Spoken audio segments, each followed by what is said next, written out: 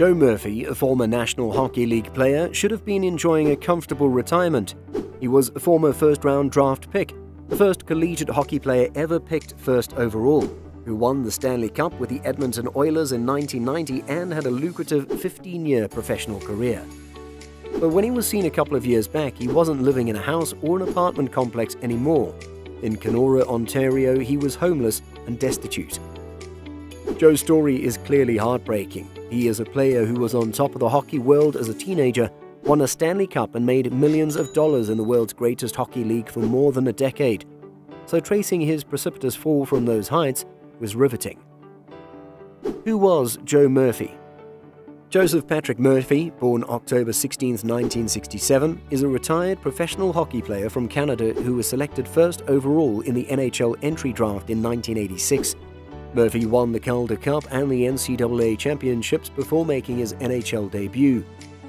Murphy was transferred to the Edmonton Oilers in 1989 after failing to make the desired impact after being picked first overall by the Detroit Red Wings. Murphy joined the Oilers' young and promising core, but his progress seemed to stagnate with only 7 goals and 25 points in 62 games. However, in the playoffs that spring, he discovered another gear.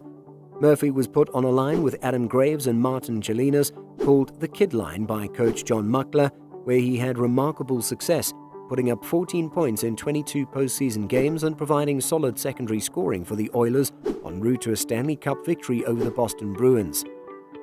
Murphy continued his performance the following year, scoring 27 goals and 62 points, before surpassing himself the following year with 35 goals and 82 points. Murphy led the surprise Oilers to the conference finals, where they were defeated by Chicago, but his club leading 24 points in only 16 playoff games helped him rank 4th in postseason scoring despite his team not appearing in the final round. Murphy's career-high offensive totals arrived just in time, as his contract expired at the end of the season. Murphy and Oilers general manager Glenn Sather attempted to negotiate a new deal during the summer, but were unsuccessful and ended talks in September. Murphy sat out the 1992-93 season working out with the Detroit Falcons of the Colonial Hockey League while waiting for a trade that wouldn't arrive until February. Murphy was traded to the Chicago Blackhawks and signed a new 3-year contract with an option year. He played in the final 19 games of the season, scoring 7 goals and adding 17 points.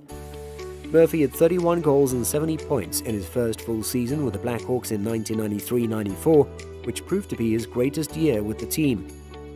Murphy signed a 3-year, $10 million contract with the St. Louis Blues on July 3, 1996, but despite scoring 20 goals and 45 points, he fell short of the enormous expectations that came with his new contract. The following season, he only had 4 goals and 13 points in 29 games before being sent to the San Jose Sharks in exchange for defenseman Todd Gill. Because of his huge contract, the Blues were also required to pay cash to San Jose in order to complete the purchase.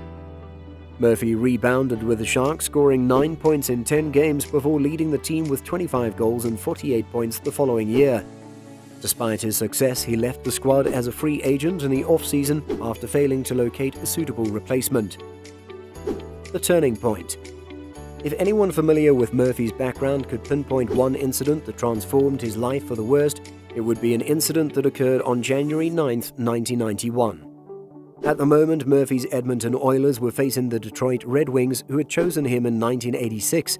Murphy had taken up the puck and was skating around his own goal when former Red Wings teammate Sean Burr collided with him. Joe had his head down, he wasn't braced, and he wasn't prepared. We were able to collect video of this collision, which shows Joe flying back through the air several feet and smacking his head right on the 90-degree angle where the rink's plexiglass meets the boards. We were unable to obtain medical documents from that incident, but Joe claims that it fractured his skull. Murphy did not leave the rink or go to the hospital despite the severity of the strike. Indeed, he sat on the bench waiting for his next shift. Despite finishing the game, it was evident from his shifts following the hit that Murphy needed medical attention. Later in the game, Joe got a breakaway and instead of shooting toward the goal or on the net, he shot the puck 30-40 feet wide into the corner. Then, as he returned the opposite way, one of his buddies leaned over and grabbed him, pulling him off the rink. Over the next few years after the incident, Murphy's career began to fall apart. He became short-tempered and started getting addicted to drugs and alcohol, which was evident in how he dealt with his last 2 teams in the NHL. Murphy went through the off-season of 1999 without finding work before landing a tryout with the New York Rangers in November of 1999.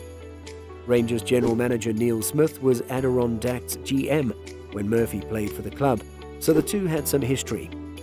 However, Murphy's audition with the Rangers was cut short when he signed a deal with the Boston Bruins less than a week later. The Rangers, who were not given the opportunity to match the offer, felt betrayed. Murphy made odd claims about his sticks being partially sawed in half and one of his skates being thrown in the river by Smith. Murphy's situation did not improve in Boston. He was with the Bruins for 26 games before being suspended indefinitely for screaming profanities at coach Pat Burns. Murphy was believed to have questioned his colleagues' work ethic and was known to scold both teammates and the coaching staff in the Bruins' locker room. "This has been going on for a while," stated Burns at the time of his suspension. "The players have had enough, and so have I." After failing to find a team willing to trade for Murphy, the Bruins placed him on waivers, where he was claimed by the Washington Capitals. Murphy was given a very short leash in Washington. Before making the claim, team officials conducted their due research, visiting with Murphy's former coaches and players, and general manager George McPhee stated that if Murphy caused any problems with the team, he would be moved out immediately. Murphy played 43 games for the Washington Capitals over the next 2 years before calling it quits. After retiring from hockey, he got more into alcohol and drugs until he became homeless without a penny to his name. Murphy was checked by a neuropsychologist in California 2014 despite not being diagnosed with brain damage at the time. She diagnosed him with depression and anxiety and stated that his problems were a direct result of the numerous head injuries he sustained while playing in the NHL. Murphy's older sister, Kathy Pugliese, stated that the brain damage her brother sustained as a result of the incident had a significant effect on how he carried himself subsequently. "I definitely saw a difference. You could tell he was starting to act strangely. He was getting into drugs and drinking," she explained. "He wouldn't be doing these things if he didn't have a brain injury."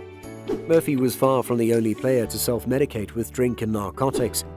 Many former NHL players have been identified posthumously to have suffered from brain ailments such as chronic traumatic encephalopathy or CTE, a disease caused by repetitive injuries. Steve Montador, a former defenseman with over 600 NHL games, Rick Martin, a member of the Buffalo Sabres' famous French Connection line, Derek Boogaard, who had 589 penalty minutes in 277 career NHL games, and Bob Probert, who earned over 3,500 penalty minutes in over 1,000 NHL games, are among those who suffered from CTE. Nonetheless, the league refuses to admit the existence of a link between repeated brain trauma and CTE. This is one of the most contentious debates in hockey. You have the National Football League, whose executives have admitted a link and discussed how pro football players have a greater rate of disorders, like personality disorder and depression due to the recurrent brain trauma they have experienced. The NHL, on the other hand, is unwilling to do so. This is still a league that denies any link between injuries to athletes and long-term ramifications. Dr. Charles Tater, a former Toronto Maple Leafs team doctor, says his time with the organization was cut short because he urged the team to let players recover fully before they were placed back on the ice. There was also an incident with the head of the Canadian Medical Association, who issued an open letter to the NHL requesting that the league do a better job of treating injured players. NHL employees emailed one another about how to respond publicly to this, and one of the emails obtained from the courts was from Frank Brown, the head of the NHL PR department. He writes, "There are 13 hours of hockey day in Canada to watch tomorrow. Perfect white sound for the creation of deep thoughts about imbecilic rants by dumb doctors who have no idea what they're talking about." League officials and management, some of whom are former players, are willing to overlook not only doctors but also some of its biggest stars, like Hall of Famer Eric Lindros. Eric Lindros attended the NHL All-Star Game in Los Angeles in 2017 together with David Mulder, the Montreal Canadiens' head doctor since the 1960s. And Dr. Mulder and Eric Lindros sat together and urged the NHL to commit $1 million to brain damage research each franchise. Even though this happened years ago, Eric Lindros and Dr. Mulder are still waiting for an answer. Because of the league's approach to CTE and brain trauma, players and their families have felt abandoned, leading to situations like Murphy's. Now on to more exciting content. Want to know about the hottest 10 celebrities who dated NHL players? Click the video on the screen and make sure to subscribe.